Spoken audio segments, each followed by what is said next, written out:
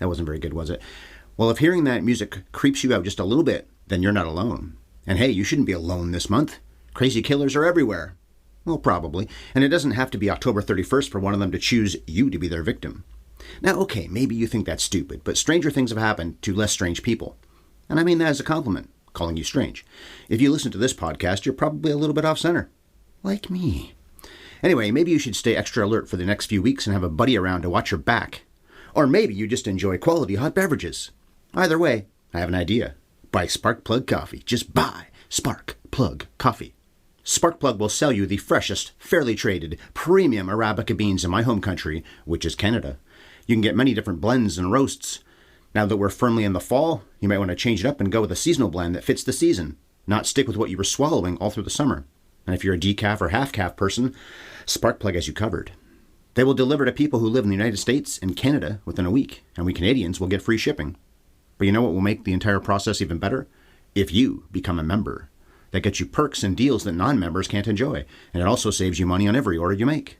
You can even customize to get orders when it suits you, which is a very big reason that this is not a Coffee of the Month club that'll just toss unneeded merch on your leaf-infested front stoop and make you pay for it.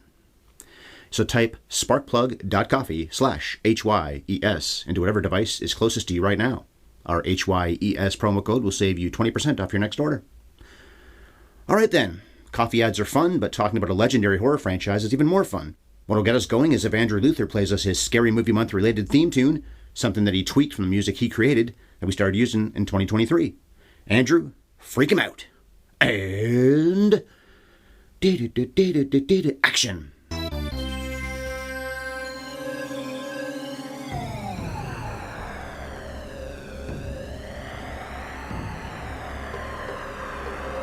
Have you ever seen Halloween? Hi there, movie hereabouters, and thank you for checking out the 540th Blitherfest here on this Classic Movies podcasting channel that was once known as the Top 100 Project, but started being known as Have You Ever Seen back in January. I need to let you know that we spoil what we discuss around here, and in today's case, a whole lot of movies will be spoiled. The I in question is the man who likes to wear Halloween masks, but certainly doesn't think sex is wrong, nor should anyone die for doing it or wanting to do it, Ryan Ellis. My wife Bev sends her regards, but she's been taking holiday Mondays off for the past several months and is doing that again today, since it's the Canadian Thanksgiving. So I talk about the scariest observance of the year on one of the best eating days of the year. Incidentally, I promoted in my Ugetsu monologue in late September that the plan for the October 9th episode, better known as today, would be a one-man show about The Exorcist. Well, after Bev and I watched The Conjuring and saw just how similar it is to The Exorcist, I chose to move Billy Friedkin's possession flick to a spot later in the month. So it's Halloween today, obviously.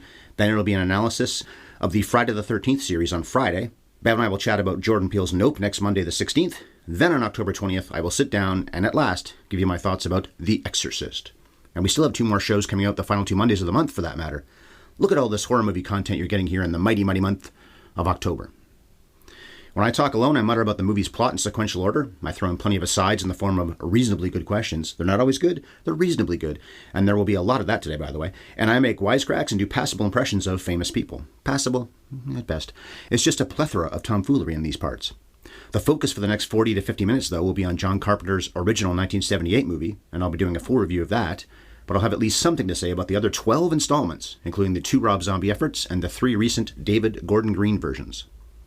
So let's set it up by talking about the facts and figures about all of the October 31st flicks. Then I'll do a full review of John Carpenter's Halloween after all that. I wasn't really planning to do a blow-by-blow of that, by the way, but I started taking notes and couldn't stop. So Carpenter's first entry in this long-running series came out the week leading into, you'll never guess, Halloween, 45 years ago in 1978. The budget was famously low, but man, did they ever make a profit. For a long time, it was the best return on investment ever made. I think it was the Blair Witch Project that beat that record, so it was 21 years later. I believe Paranormal Activity and maybe some other horror pictures have passed even Blair Witch in the years since. If I was ever a filmmaker, I would be making horror films, partly because I find them fascinating, but also because you can make them for so little money. So the 1978 Halloween was 10th at the U.S. box office. It cleared $47 million on a budget of about $325,000. You can buy a lot of extra butcher knives and backup coveralls when you pull in that kind of profit. Jaws 2 made quite a bit more, but that's the only horror film released in 1978 that made more or even came close to making what Halloween did that year. I watched that, by the way, a couple months ago, back in the summer. Didn't watch my favorite movie, the first one, this year, but I watched Jaws 2. Wow, fascinating. And this was a movie that starred an actress making her first film. Famous parents or not, she was a teenager no one knew much about, and a director that most people didn't know about yet. The American Film Institute spoke highly of John Carpenter's most celebrated flick. They had it 68th on their top 100 thrills. They also nominated Michael Myers as a top 50 villain, and this first in the series was up for the 2007 AFI Top 100, so it could have been one of the greatest movies of all time according to them. The government is protecting the original Ween. They put it in the Library of Congress in 2006, the same year they inducted Fargo, Groundhog Day, Notorious, Notorious, and Rocky. We've reviewed all those at one time or another. And by the way, Fargo, that was 10 years after it came out, which is the minimum. Not many movies make it literally 10 years later. I think Toy Story did the year before, when it was 10 years old. Rotten Tomatoes is filled with raves. 96% of critics and 89% of audiences dig this film, the first one. The critical average is 8.6 out of 10 on the strength of 84 reviews. Almost all the sequels, reboots, and re-reboots are splats. The best numbers any of those splats got were Part 3 and Part 7, which were the one without Michael, and then H2O in 1998, the one where Jamie Lee Curtis returned to the series. But even their percentages are just in the 50% range, and that's still a ways off of a nice, fresh, red tomato. In fact, the only fresh tomato in the entire series other than the very first flick is David Gordon Green's 2018 re-reboot, which is at 79% fresh. And that's a movie I didn't even like all that much. I'm not in the 79% group. It has its pluses, mostly Jamie Lee Curtis returning to the series after they had killed her off 16 years earlier. She's terrific as the bad bitch survivalist. You should want a bad bitch like this, huh? Who's dealing with the trauma of what happened to her 40 years earlier. But there are plenty of other things in that thing that are just dreck. That storyline with the podcasters, the doctors trying on Michael's mask, some of the performances, and the less said about Green's sequels, the better. This franchise doesn't get much love from reviewers, but how about the box office hauls of the rest of them? Well, Halloween 2 was 30th at the worldwide box office in 1981. They picked up right where the first movie left off. Laurie goes to the hospital, but Michael follows to try to get her there until Dr. Loomis arrives and appears to kill himself and Michael in a fiery explosion. Halloween 3, Season of the Witch, was 53rd in 1982. In that one, masks are designed to brainwash people into being killers or being good consumers or something nefarious. It was also the first and only Halloween without Michael Myers. John Carpenter did produce it, didn't direct it, and he thought they'd already done all they could with Mikey Mize in 2 movies. Plus, he was supposed to be dead, so that's why the quiet SOB wasn't any part of 3. And then the studio saw how much less popular it was and decided to bring their meal ticket back, although not for, 6 years. I'll be doing this in my Friday the 13th review on Friday, but to briefly compare the franchises right here, right now, the second Halloween outdid Friday the 13th Part 2 in 1981 by about $4 million, but the 2 series reversed that in a big way the very next year. Season of the Witch made $20 million less than Friday the 13th Part 3 did. A Nightmare on Elm Street Part 4 made way more bucks than when Michael Myers returned to the series in 1988, just as Freddy thumped Friday Part 7 that year. Nightmare was 19th in 1988, great number there, and grossed nearly $50 million, while Friday was 53rd and Halloween was 57th. And neither of those two even got to $20 million, although as you'll hear me say in the Friday the 13th podcast later this week, which I've already recorded, by the way, so I hope that makes sense in this one, because I finished that entirely before I even really wrote much of this. Anyway, considering the low budgets, most of the Jason flicks were pretty good successes. That wasn't quite as true for the Halloweens, though. They cost a bit more and often made a bit less, but still, they often sold enough tickets to justify the $5 million the studio tended to invest in making these ones. Pretty regularly, it was $5 million I was seeing in the middle movies anyway. Oh, the story in parts 4 and 5, by the way, is that Michael and Loomis survived the explosion at the end of part 2. Then Michael discovered that Laurie has a daughter named Jamie, and he goes after her. I forget what happened to Jamie Lee Curtis's character. She's not in the movies again for quite a few years, but what happened to her? I think she died or something. I don't remember. Jason Takes Manhattan didn't do well for Friday in 1989 and was all the way down to 70th. Halloween 5 was 76th that year, so it was even lower, obviously. I can do math. The Revenge of Michael Myers didn't even gross 12 million buckaroos. Nightmare 5 wasn't really a hit either, especially in comparison to Part 4 in that series, but it did a lot better than the other 2 competing slasher flicks did. So the studio took a break and didn't make another Myers movie until 1995. The Curse of Michael Myers co-starred a young Paul Rudd as a grown-up Tommy Doyle taking on the Boogeyman, but the flick only got to 97th at the worldwide box office that year and pulled in only about 15 million coins. There were no Fridays or Nightmares that came out in 95, so we can't compare them. At least Curse did better than the Candyman sequel and Clive Barker's Lord of Illusions. 1988 rolled in, and with it came the release of H2O, aka the one where they ponied up enough dough to bring Jamie Lee Curtis back. They just ignored all the sequels after, Part 2? Which is what they did in the Green rebootquel, in 2018 for that matter. I think it was actually after the first one. They ignored everything that came after. I'm never a fan of that kind of thing. Failures or not, you made these other movies, and they matter to a lot of people. Anyway, H2O has its fans. It ranked 51st and got up to about 55 million in ticket sales. And of course, there were a lot more movies being made at this point, so saying 55th is a little different than if it was 55th in 1981 or something. And since there were still no Fridays or Nightmares being made at that point, we can't compare them, but I can tell you that H2O outgrossed Bride of Chucky and the Gus Van Sant remake of Psycho. Even though the 7th Halloween outing did so well in 1998, the studio let Michael lay low for 4 years. Of course, he was supposed to be decapitated by Laurie, definitively, but evil never truly dies when money can live. So when he somehow came back to butcher people in 2002 and killed Laurie in the opening sequence, by far the best part of that terrible movie, Halloween Resurrection was the result, and it ranked only 102nd worldwide, earning about $37 million. It's lucky it made that much, because it really was crap. 5 years passed until Rob Zombie's reboot in 2007, which I covered and defended last October. Funny I do that before I did this one, but that was a spur-of-the-moment thing, if you remember when I said that last year. That started this whole run of me doing shows on my own so often, too. That got to 69th worldwide in ticket sales, yanking in 80 million smackers. Zombie followed up with his own sequel in 2009, and it bombed. And it should have. It got pretty stupid, even for a movie in this series. It was only 129th around the globe and finished with not even $40 million in the bank. So Mike took another long break, but David Gordon Green and Danny McBride were, for some reason, given the chance to put their spin on it in 2018. Their take on a large man who knifes or sometimes strangles people to death was a pretty large hit. It was 39th worldwide that year and ended up making about $255 million in dollars and cents. Halloween Kills got to 36th in 2021, but that is skewed because of the way movies were released that year. There was a certain virus you might have heard of that was changing the way we lived our lives, and it affected movie release patterns. This guy wears a mask in these movies. That was the era of everyone wearing masks. Well, not everyone. Halloween Kills, by the way, wound up with $131 million in its pocket. And then Halloween Ends was 40th globally just last year and cleared $100 million in greenbacks, but made almost 2/3 of its budget during its opening weekend, which means people did not go back to see it again the way they did some of the other ones.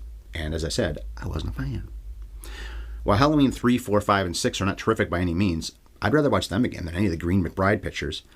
Although I will admit that Jamie Lee Curtis playing an angry, white-haired, slightly insane alcoholic who can't move on from what happened 40 years earlier is a good touch. Come to think of it, if the point was they were picking up from the end of the first movie, and all the other sequels were being ignored, including the infamous retcon that Laurie and Michael are brother and sister, so that's all gone, then why would she still have her shit wired so tight for 40 years? Especially when Michael has been locked up all this time. We know Michael is superhuman and indestructible and will keep coming for her because we'd been seeing that since the early 80s, but she shouldn't.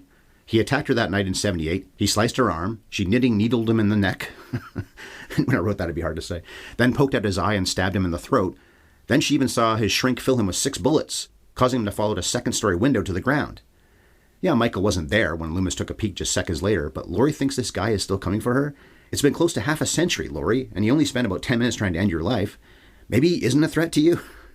But maybe that's why people like the 2018 version so much. It's a movie about a person who thinks the whole world revolves around them. Michael just has to be coming to finish me off, right? Okay, so that's the setup to get to my review of John Carpenter's classic. Oh, a few compliments about the sequels before I get into the review. I like how Part 2 is Rocky-esque and picks up right after the end of Part 1. I also like the idea of trying something different in Part 3, even if only now do people seem to say nice things about that movie. And I thought the ending of Part 4 had promise, when little Jamie is somehow infected by Michael's evil, and she turns psycho and kills her foster mom. She's just like her uncle. Then they just went back on that in the very next movie, which I guess was the beginning of them retconning things that had already been established in the series. She's mute or something in the next movie, and she's all messed up, but she's not killing anybody. So let's get into the 1978 Halloween then. The first thing to say about it is the first thing we get, that classic John Carpenter music score during the opening credits. What works so well about his compositions is that it's not just how good the main theme is. It's things like the doo-doo. I didn't do that very well, but you probably get what I'm saying. Or singing, humming. And also the synth with the pounding piano when Michael is in stalking mode. Dan, dan, dan, dan. Carpenter probably does put too much music in a 90-minute movie, but at least he's got various themes that he overuses. At least those 3. I think there's even more. Not just that main one. And this wasn't nominated for the AFI's Top 25 music scores. That is criminal, sir. Somebody should be arrested. I, like most people who enjoy this franchise, love the long handheld camera shot that opens the movie. Of course, this is young Michael's point of view. It plays as one unedited take, even though it isn't as long and unbroken as it seems. They came up with clever ways to hide some cuts, such as when the screen goes black for a split second when Michael reaches down and puts on a clown mask. Which I guess is his mask, because he's wearing a clown outfit, even though the boyfriend had tried it on earlier. But I guess it's his mask. Incidentally, a huge part of the budget went to paying for a Panavision lens, so they would have a 2:3:5:1 scope. Carpenter really takes advantage of it throughout the production, although more so later when Michael stalks the babysitters. And I believe that Carpenter was like Robert Altman and Ridley Scott, in that all three of them always shot their movies 2:3:5:1. If they mixed it up and shot a few 1:5:1, then that change of pace for any of them was rare. Now we know this film is the forerunner of the logic that in a slasher film, if you fuck, you die. Carpenter has said he didn't really intend that, but Judith does it, dies. Linda does it, dies. Annie has planned to go pick up her boyfriend so they can do it, dies. But Laurie is the responsible babysitter and isn't horn-dogging with anyone, despite having some thoughts about Ben Tramer, so she lives. Sure, she likes Ben, but does she like him?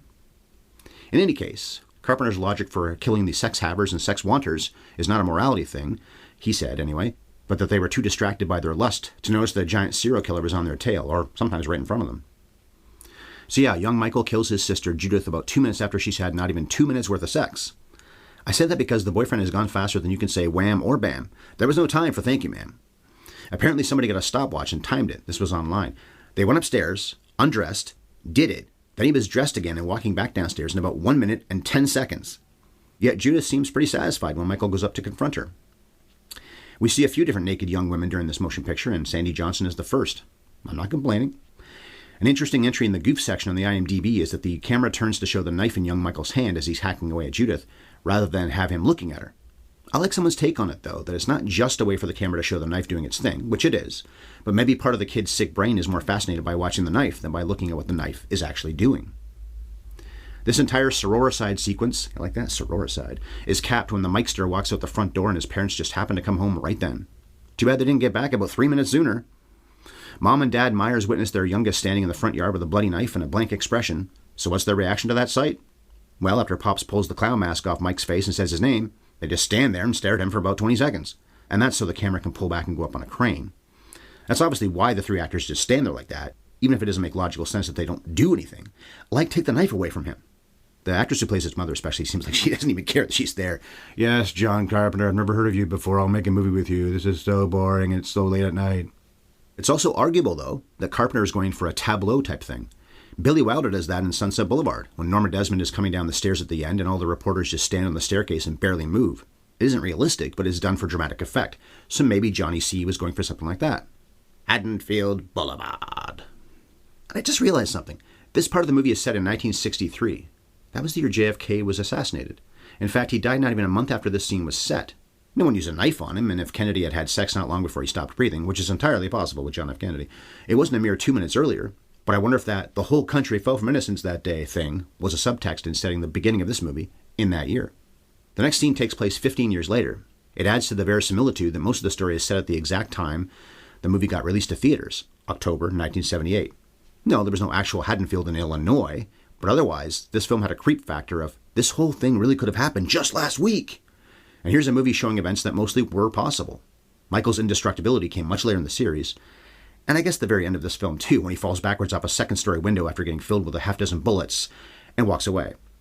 But we're getting ahead of ourselves. So Michael has been committed to Smith's Grove, an asylum for the criminally insane for what he did to Judy. But on October 30th, a dark and stormy night, Dr. Loomis, so Donald Pleasance of course, and a nurse named Marion are driving there to take Mikey Boy to a hearing the next day. Why they're going so late at night during a rainstorm is for story purposes and not for logic to dictate.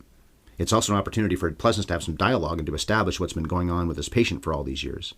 And somehow a bunch of patients have gotten out of the building and are roaming around outside. It's never explained how that happened or what the repercussions that were. Michael's apparently been formulating a plan for a good long while, though. Or maybe he's just good at improvising, as he jumps on Loomis and Marion's car. The doctor was out of the car, so Mike whacks the passenger side window to A, scare Marion and us, but B, to get her to leap out of the car and allow him to speed off. I acknowledge the error that the stuntman playing Michael has a wrench taped to his hand, and that is what causes the window to break. But I suggest that maybe it's not an error. Michael may have gone outside the hospital prepared to break a car window and grabbed a wrench on his way out. After all, why let a big shard of car glass cut you up maybe badly enough to dampen the fun you're about to have when you go back home? You don't want to bleed on your nice coveralls, which you don't have yet, but you will soon. The first person we see when we are back in Haddonfield the next day is Jamie Lee Curtis, who of course plays teen sensation Laurie Strode. She's heading to school on Halloween morning, but stops off at Michael's long-abandoned house because her real estate-selling dad asks her to drop off the house key. He's going to sell that place looking like that? We see Michael from behind inside the place. His day-long part-time job of watching Laurie, stalking and looking at her, begins right here. We see him head outside to watch her stroll on down the street, him breathing heavily behind the mask. And if he already has the mask, then why was the hardware store that was broken into not discovered until the middle of the afternoon? Oh, and here's another pretty good question. If Dad Strode hadn't gotten Laurie to go to the Myers house that fateful morning, would Michael have ever bothered Laurie at all? We have to forget the sequels when it's announced that these two are related. At this point, they're not. So if Dad did the key drop-off himself, maybe Michael would have obsessed about him instead. Just imagine Michael hanging around downtown outside a real estate office, standing on Main Street and staring at the man who has the gall to try to sell his house. Mikey follows Laura to school and just stands there on the street, staring at her from outside while she's in class. But here's yet another reasonably good question. How does he know which classroom she's in? Sure, he could have followed her to school, and I guess he did, but he can't see through walls to know which classroom she's in. Or can he? This was also the year of Superman, which I reviewed at the end of June. Supes can see through walls. Maybe the other iconic character of 1978 can too. Now we see Tommy Doyle a couple of times before Laurie goes to his house to babysit him later in the movie, which is a smart move by Carpenter.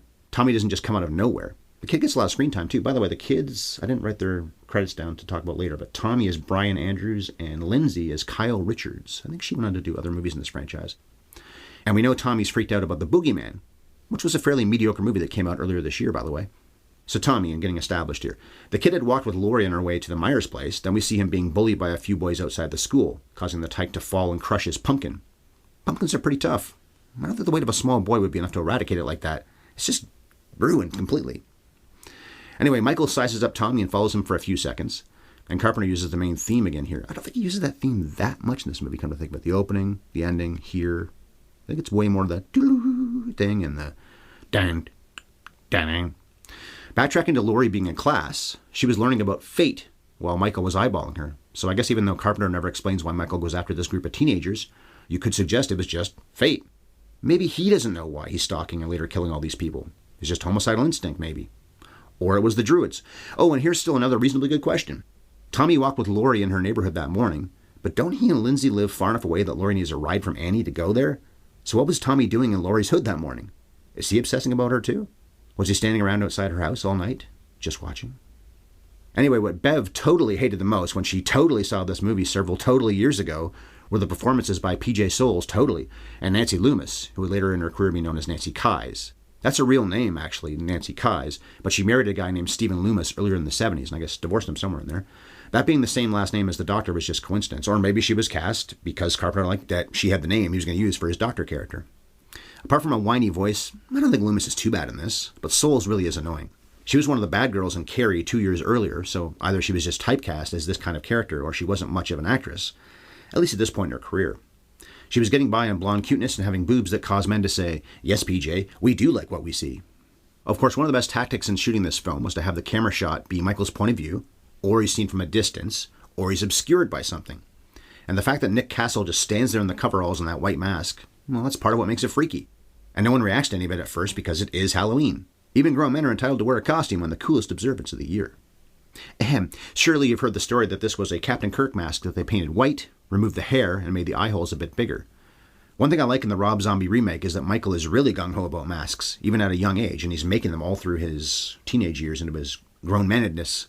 And Michael is rarely seen without one in any of the movies, so they don't need to explain why he's always covering his face. It's just the thing he does. But Zombie does a good job of finding a reason for it. Maybe too literal, but I did like that part of his movie. Oh, as for Nick Castle, he's only been a performer a few times in his career, and most of the credits are playing the Shape in this, and a few times for David Gordon Green in the recent movies. He doesn't play the quiet man in Part 2 or most of the other flicks, though. Instead, he was busy writing and directing all kinds of things after working with Carpenter on this, including The Last Starfighter, but also 90s comedies like Dennis the Menace and Major Payne. I said Michael doesn't have supernatural powers in this first installment, but maybe I'm wrong and he does, because he often does the "he was standing right there" thing, but then he's just gone. He's like Batman in that way. "I'd bring justice to this man who kills people." Dr. Loomis speculates that somebody taught Mike how to drive during his years at the asylum, but someone else might have taught him how to disappear without a trace, like a ninja.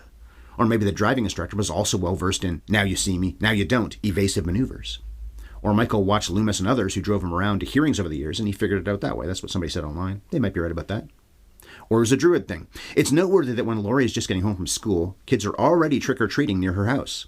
Look, you punks and you punk parents, give people a chance to get home and be ready to candy you up. It's only about 4 or 4:30, maybe even earlier. I bet you're going to be ringing a lot of doorbells and not getting anyone to come to the door because they're still at work. Of course, this is just about the extent of anybody trick-or-treating the entire film. I think kids in Haddonfield just don't like sweets very much. We find out when Loomis visits the nearby cemetery that Michael stole his sister's headstone. He just moved the headstone! It wasn't some random damn kids. So maybe he's not only supernaturally able to disappear without a trace, but he's supernaturally strong. That would certainly become true in the sequels, but here we have some evidence of his bulging muscles in this one too. Although he is pure evil, I guess guys like that can do things the rest of us non-killers can't. Me, I wouldn't want superhuman strength or immortality. It'd be all about the flying, baby. Can you imagine being able to avoid traffic?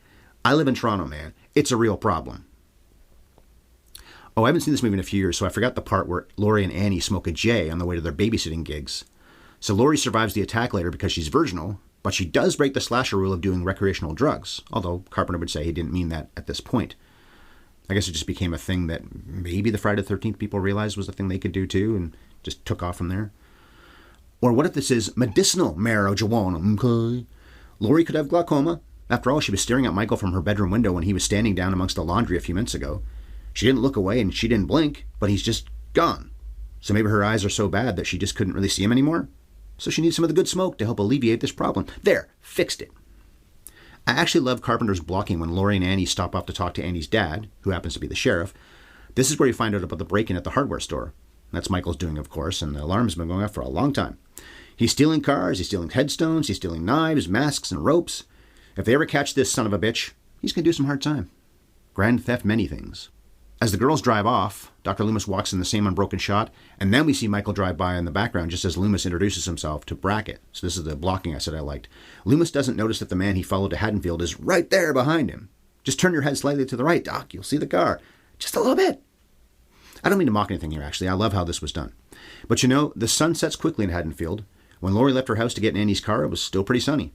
And it remained sunny during most of their drive until they got to Tommy and Lindsay's hood. Once they're there, it's completely dark. It's probably just a budget thing, but there's also something effective about this continuity error.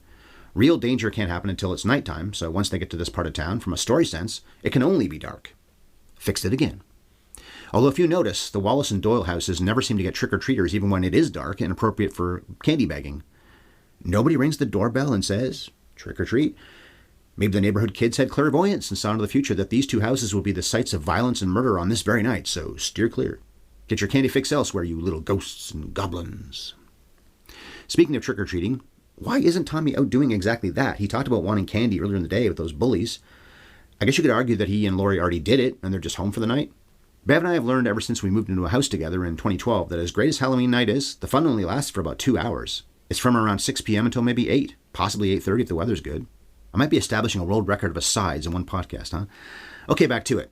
Since Loomis convinced the sheriff to stake out the Myers house with him, Cop Brackett gets to hear the doc's speech about meeting Michael back when he was 6 and fresh off a kill.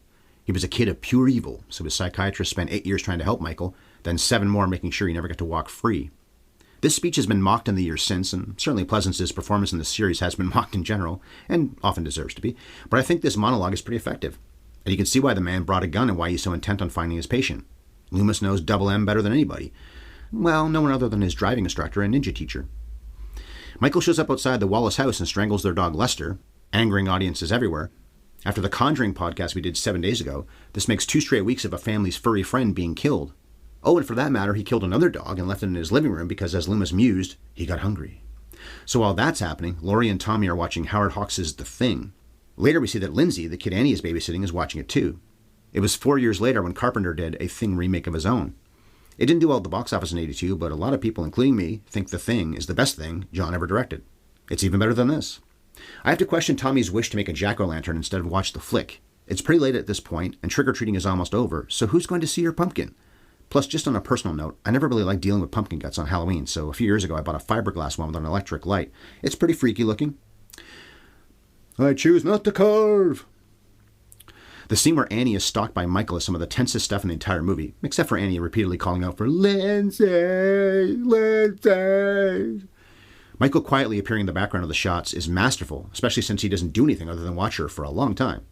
Too bad there's Nancy Loomis's whiny voice nearly wrecking it all. It's curious that when Annie tries to get out the window of the laundry room after the door gets locked and she gets stuck in the window, Michael doesn't take advantage of this and just cut her in half. For one thing, wasn't he the reason she's locked inside? I guess he wants a harder challenge when he goes for the killing blow. Not a fan of sitting ducks, this guy. Well, he probably is later on in the series. Incidentally, the Wallace's laundry room is out in the shed in Illinois, with winter coming. Considering the carnage Michael is about to unleash in this house, the family will want to move anyway, but I just want to know how Mrs. Wallace felt about trundling baskets of socks and sheets all the way out there in January. Or maybe Mr. Wallace was the laundry guy, but still, all the way out there.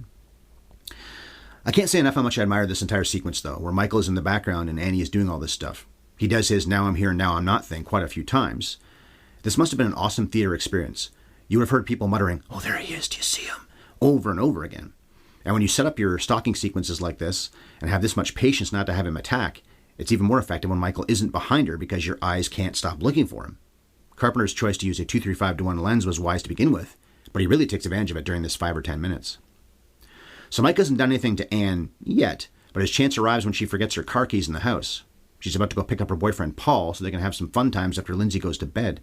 The car door is locked, but then when Anna Rue goes back outside with keys in her hand, the door is unlocked, which she doesn't notice, and the windows are steamed up from Michael now being in the back seat. I always like that touch. She doesn't notice, and I don't know if I did the first time I saw the movie, that the door went from locked to unlocked, and the windows are so steamed up. That dude is a heavy breather, because that was not a long time she was in the house. Now, isn't this the first on-screen kill we've had since Judith in the opening? Michael murdered the power line guy and took his coveralls, yes, but we didn't see that happen. We only know he did it because Loomis comes across the carnage, and come to think of it, Loomis didn't even see the dead body that we see.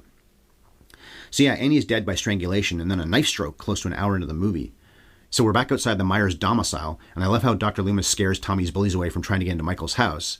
But then he gets a tap on the shoulder from Brackett, who has already witnessed this twitchy psychiatrist pulling a gun when a branch banged on the window when they're up in Judith's old bedroom. Tapping this jumpy guy in the shoulder at night, right outside the Myers house, is just asking to get shot, you idiot. Not knowing that they're walking into a crime scene because Michael's carried Annie's body inside by this point, Linda and her man show up to have very brief sex at the Wallace house. The only other living person there now is Michael, because Annie took Lindsay over to stay with Laurie and Tommy so she can make the Paul run. As for the sex in this movie, it's always so quick, yet the two women who get some seem very satisfied afterwards, both Judith and now Linda. But after a glorious high with Linda, Bob is brought down oh so low by Michael. Well, raised up with a knife, but you know what I mean. Michael springs out of the darkness in the kitchen and attacks Bob, picking him up by the throat with one hand and stabbing Bobby hard enough to pin him up high on the wall.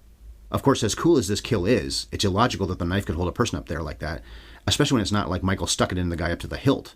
Still, it's one of the most memorable kills in Michael's long history of moitering.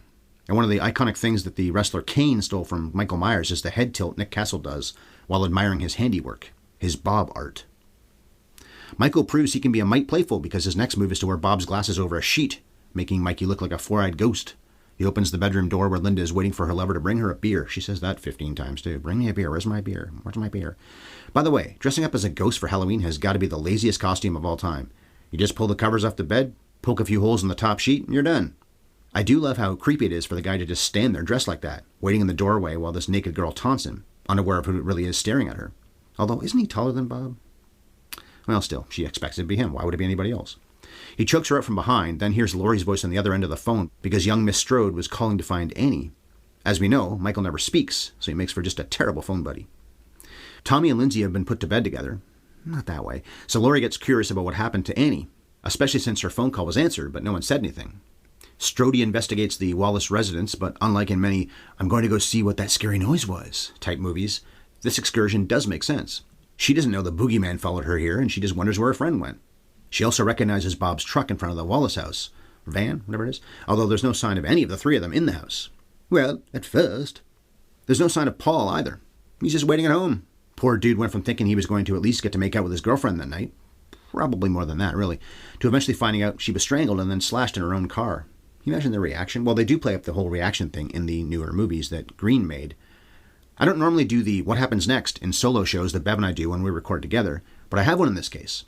What should happen next in Halloween is that Laurie demands that the Wallaces pay her for babysitting Lindsay. She's been watching over Lindsay as long as Annie did. Sorry to besmirch the dead, but whiny Annie failed badly at doing her job of taking care of this girl. Lindsay, help.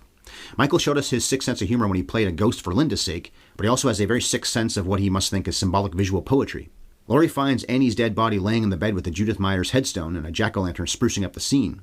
Michael also took the time to hang Bob's body upside down in a closet and to stuff Linda in a cupboard. This guy doesn't just end people's lives for no good reason and then leave it at that. He's very specific in how he arranges for the friend of these kids to discover how he displayed them. Laurie's dead to rights when Michael comes up behind the whimpering teenager, but he only manages to cut her a little bit in the shoulder. Carpenter didn't want to show a lot of blood in this movie, but Laurie really should bleed more from that shoulder than she does. It's a little trickle on her arm about 5 minutes later. Anyway, the stunt woman takes a pretty good fall over the railing down to the first floor, which should certainly have badly hurt Laurie, but she's quickly up and running with pretty much just a limp. I guess adrenaline works wonders on terrified teenagers. Well, adrenaline and the needs of the script, maybe the druids. Laurie scampers back to the Doyle residence with Michael following close behind. I like how after a sleepy Tommy comes downstairs and unlocks the door for her, they dash inside and you can see the curtain behind Laurie ruffling in the wind. Why is that window open when it's nighttime in October? And through that open window is obviously how Michael gets in the house without her hearing or seeing him do it. Ninja! He misses her with another swipe of his knife, so she manages to nail him in the side of the neck with a knitting needle, which causes him to collapse and pass out. This badass killer sure does go down easily when someone fights back the least little bit. And lowers, for the love of Mike, grab the knife, it's right there! She thinks he's dead, sure, but even if he didn't get back up and try to bring more pain, she'd get to keep this free butcher knife. Or she could return to the hardware store. She'd be a hero to those retailers. But the shape isn't done shaping just yet. The climax takes place in the Doyle's master bedroom. Laurie gets in the closet, which has surprisingly few clothes on the hangers, and ties the door shut, buying her time to use a hanger to fashion into a poking device, which Michael takes in the left eye. Then she grabs his knife after he drops it, and she manages to stab him in, I guess, the neck? So 3 sharp objects have punctured his person in the past few minutes, which I guess explains why this giant man is just laying on his back outside the closet, seemingly dead. The sexual subtext is that Michael wants to penetrate Laurie with this phallic knife, but instead, the girl does it to him. I mentioned a few minutes ago that the wrestler Kane stole Michael's head tilt. Well, Kane and his storyline brother, The Undertaker, often both use what wrestling people call the zombie sit-up, which they must have gotten from that great shot in this scene. Curtis slumps down to the floor in the foreground while an out-of-focus Michael rises up by the torso and turns to look at her. This happens without a sound, but I bet people were screaming in the theater back in 1978. In fact, that shot is this movie in a nutshell. And since I haven't done my movie in a nutshell, that's it. I'm not going for alliteration or humor this time. It's just Michael silently sitting up, getting ready to attack again, and she doesn't know it. At first. Incidentally, Tony Moran is the one who plays Michael whenever we see him without a mask on, and we get a brief but good look at him when Laurie pulls his mask off in the upstairs hallway. If you want to Google a still frame of it, you can see Tony Moran's face pretty clearly. Michael looks like an ordinary guy. I thought the entire character, other than the most dangerous stunts of course, was Nick Castle's doing, but I guess he just plays the character most of the time, especially during most of the stalking and killing scenes. But hey, Dr. Loomis and his handy handgun finally become useful when old Sam finally finds out where Michael went. Tommy and Lindsay screaming their heads off out in the street helps the thick-headed doc figure it out too. He manages to get in the Doyle house and shoot the maniac 6 consecutive times before the killer can get at Laurie again. Michael doesn't go down after being repeatedly shot, even though a knitting needle took him out for a few minutes, but those bullets do cause him to stumble and fall backwards out the second-story window. But you know what? He still isn't dead. Loomis takes a peek, but Myers is not laying there down on the ground, and there's not even a blood trail to be found. Loomis has a look that says, "This ain't over," while Michael somehow got away, ready to stalk again. Which would be later that night at Halloween 2, of course. But this bad motherfucker kept making the greatest observance ever, a real bummer for the people of Haddonfield. And yes, as a matter of fact, that was the boogeyman. It's interesting that the 3 main characters are only in one scene together, and it's only for a matter of seconds. Laurie and Loomis each say one sentence to each other, and Michael's quality time with his retconned later in the series sister is maybe about 10 minutes.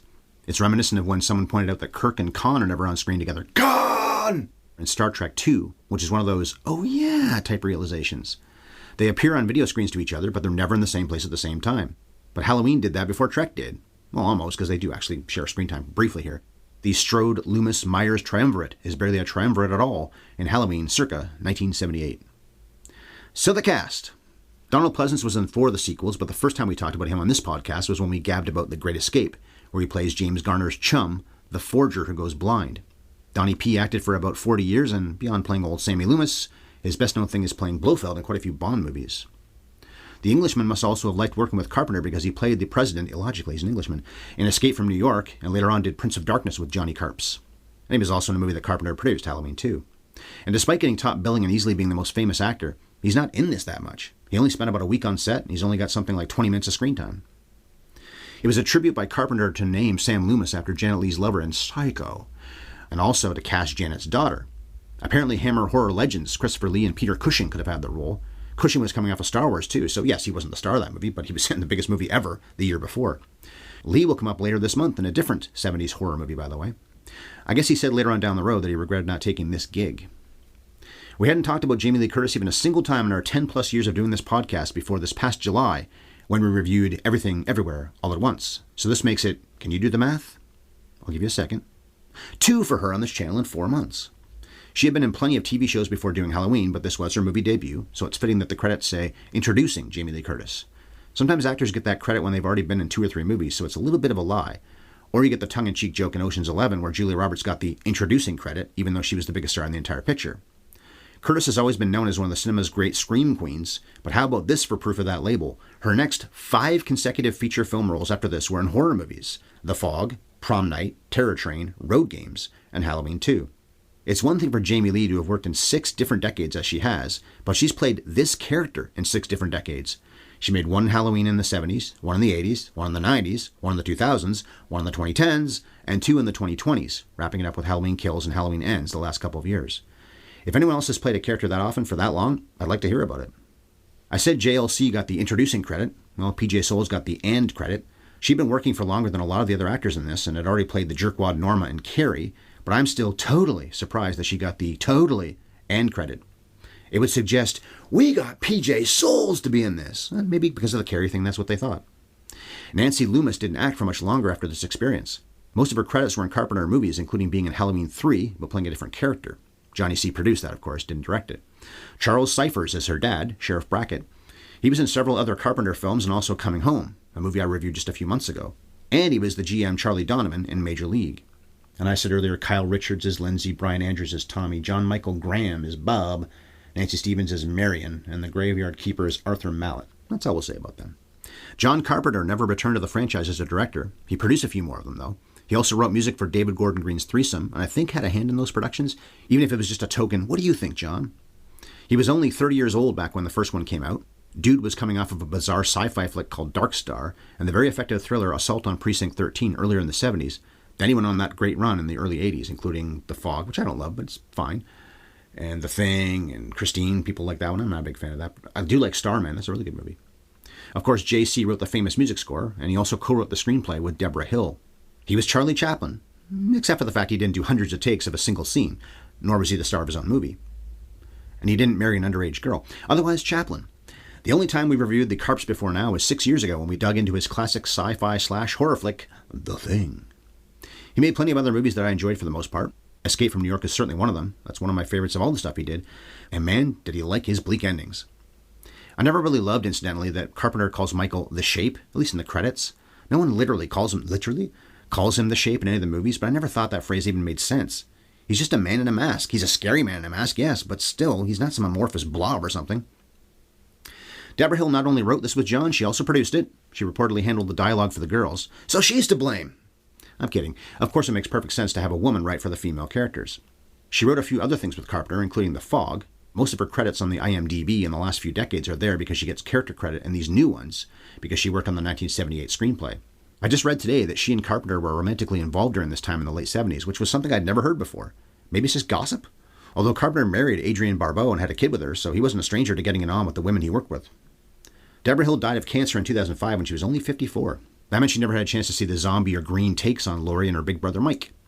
And guess where Hill was born? Haddonfield, New Jersey. So obviously the setting for all these Halloween adventures was her contribution.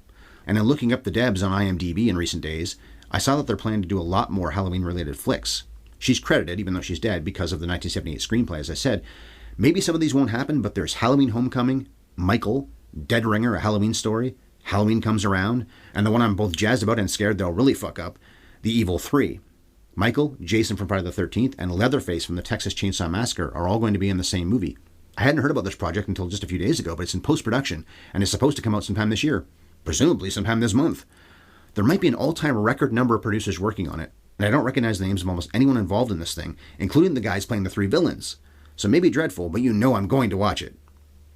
A very important guy, and I think I read somewhere the only person in the whole world who was willing to pony up even this small of a budget to let Carpenter make The Babysitter Murders, was Mustafa Akkad. That was the original title, by the way, The Babysitter Murders. Mike only kills one babysitter, so maybe that was a misnomer from the start. However, I guess you could argue that his sister was his babysitter back in 1963, plus you can't say he didn't try to kill the greatest babysitter in movie history, Laurie Strode. Anyway, Akkad was the executive producer on all the flicks leading up to and including Halloween Resurrection. Then he died the same year that Deborah Hill did. She died of cancer, but he expired after a terrorist attack in Jordan. He also died the day after what would have been Hill's birthday. Eerie stuff, but it's appropriately eerie for people best known for working in the horror genre, I guess. Akkad's son Malek, took over producing duties quite a few years ago and was involved in all 5 of the zombie and green editions. Erwin Yablans was also a key to this film, working as an executive producer on this, and then on the next 2 sequels for that matter. This is the brother of Frank Yablans, who wrote and produced North Dallas 40 a few years later. Chris and I reviewed that classic football flick on our defunct podcast that talked about sports films, Scoring at the Movies. Oh, and also Mickey Yablans is Erwin's son. He played one of Tommy's bullies, Richie. Dean Cundey shot this, and the first 2 sequels for that matter, but his resume beyond the Halloween universe is incredible. He was the cinematographer for other Carpenter flicks, including The Thing, but also 4 classics we've reviewed beyond Halloween and The Thing, Back to the Future, and its sequels for that matter, but we didn't review those, Who Framed Roger Rabbit, Jurassic Park, and Apollo 13. And even though Cundey is in his mid-70s now, he's been behind the camera for Disney Plus stuff in recent years like The Mandalorian and The Book of Boba Fett. What a career! To spend so much time with Carpenter, then Zemeckis, then Spielberg, then to still keep getting high-profile work with Disney 50 years after you started working is mighty impressive. There are 2 more names I want to highlight. First, Tommy Lee Wallace was the production designer, dubbed a voice on the soundtrack, played the Shape in certain scenes, and was one of the 2 editors, along with Charles Bornstein. Very key guy. I guess Carpenter and Hill also stole his first and last names and split them up amongst the kids. Tommy Lee Wallace also got married to Nancy Loomis and had some kids with her, and he directed Season of the Witch, so what an integral guy to this series back in this time frame. The other fun name involved in this that I never knew about until a few days ago is Robert Englund, Freddy Krueger himself. Apparently he helped the crew decorate the set, including throwing around dead leaves. And at least some of them weren't legitimately dead leaves. They were fakes, because they shot this movie in California, during the spring, so these penny pinchers had to pick up the leaves and reuse them. But how about that? Freddy intersected with Michael Myers 6 years before Englund ever got to play Mr. Krueger. I'm going to be talking about Fred and Jason a lot on Friday, but 25 years before they squared off, the villain in one was doing manual labor to help out another classic slasher villain. And it's surprising to see Robert did this kind of work because he wasn't unknown. He wasn't desperate to get into the business and would do anything. He'd acted in several movies, including, and I love this combination in the 70s, Stay Hungry and Eaten Alive. I have a soft spot for slasher movies, even though so many of them are so damn bad. I think I've seen the Halloweens more than I've even seen the stuff in Friday or Nightmare. It helps that 4, 5, and 6 are on TV in October seemingly every year. It also helps that they're so short. You can burn through most of them in about an hour and a half. I bet I'll see 1 or more of them before this month is over. And despite some irritating performances, the first movie really holds up. It's one of my favorite films of 1978. It looks great, the music is legendary, and while it doesn't scare me anymore, if it ever did, I can see why it would freak anyone out who's new to it. And look at its legacy, both in that there have been 13 Halloweens in total, with more on the way, and that this established the template for horror flicks for decades to come. Michael's the father, Jason's the son, and Freddy's the holy ghost of slasher characters. And that was Halloween. On Friday, I'll be on my own again. This time, I'll be doing a fairly thorough analysis of the Friday the 13th franchise, so I'll be talking about 12 movies on Friday, the 13th. But how about what you'll get in 7 days? Well, Bev will be back at it by then. I know she's excited to wag her gums about Jordan Peele's third motion picture, last year's unusual alien adventure horror show, Nope. If you got something out of this episode, why not subscribe to our podcast? Then you'll never miss another one. You can rate it and review it too, like, share, all that fine stuff. So do that on your app, but also find us on YouTube. Our channel is at HYES Ellis, or type Have You Ever Seen into the search bar when you're on the tube. If you want to tweet at us, we're at MovieFiend51 and at Bev Ellis Ellis. Email's an option too. Our address is haveyoueverseenpodcast@gmail.com. And our sponsor continues to be Sparkplug Coffee. Check out their stuff and use our HYES promo code to get a one-time savings of 20%. Go to sparkplug.coffee/HYES. So that's that. Thanks for listening to me give you my thoughts about Halloween, including some deets about the sequels and the remakes. See you this Friday the 13th. And cut.